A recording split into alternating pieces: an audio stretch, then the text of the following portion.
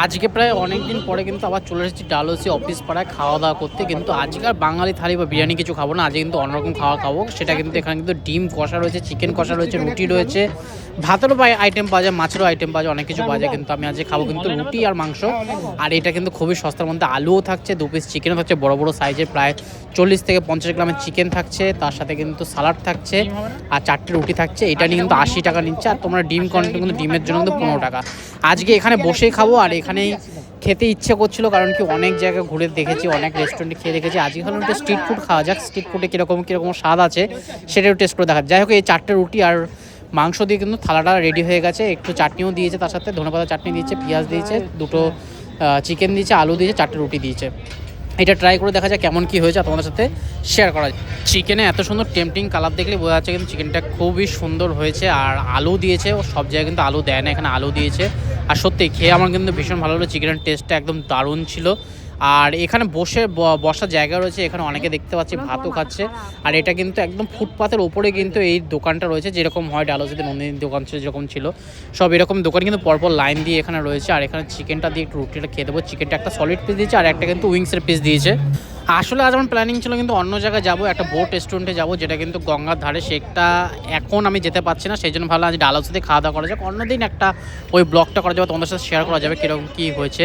ও বলছে ওর কিন্তু দারুণ হয়েছে খাওয়া দাওয়াটা, মানে চিকেন কষাটা খুব সুন্দর হয়েছে। রুটিটা তো অ্যাজ ইউজুয়াল যেরকমই হয়, কিন্তু নরম রুটিটা বেশ, আর পাতলাও আছে, ভালোই হয়েছে, মানে 4টে এনাফ। এখানে যদি মাটন থাকতো না, মাটনটা আমি অবশ্যই ট্রাই করতাম, তোমাদের সাথে শেয়ার করতাম। রুটি দিয়ে মাটন খাওয়ার কিন্তু বেশ একটা আলাদাই মজা।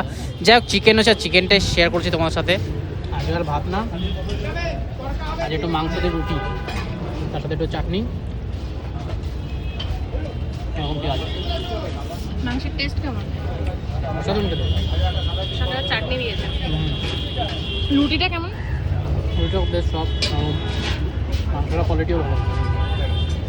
অ্যাকচুয়ালি ডালহৌসিতে প্রতিটা দোকানের খাবার দাবারই খুব টেস্ট লাগা।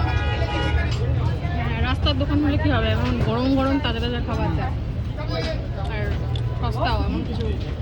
চিকেনের সাইজগুলো দেখো কত বড় বড়। এটা হচ্ছে 80 টাকা থালি, 80 টাকা এত কিছু। ডিম নিলে কত বললো? একটা ডিম নিতে হবে ভাবছি। ডিম নিলে কত বললো? 30 টাকা।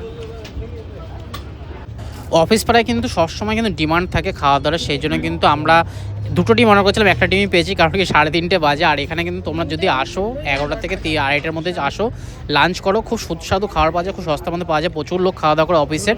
আর আমাদের ভীষণ ভালো লাগলো, কারণ 80 টাকার মধ্যে দারুণ একটা খাবার পেলাম, আর 15 টাকাটা এক্সট্রা নিল ডিমের জন্য। যাই হোক, ওরও ভালো লেগেছে, আমারও ভালো লাগে।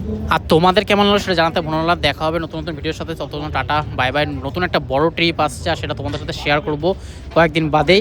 এখন খাওয়া দাওয়ার পর্ব চলছে, এবার ঘোরাঘুরি পর্ব চলবে, খাওয়া দাওয়ার পর্ব চলবে। দেখা হবে নতুন একটা ভিডিও। Tata bye bye.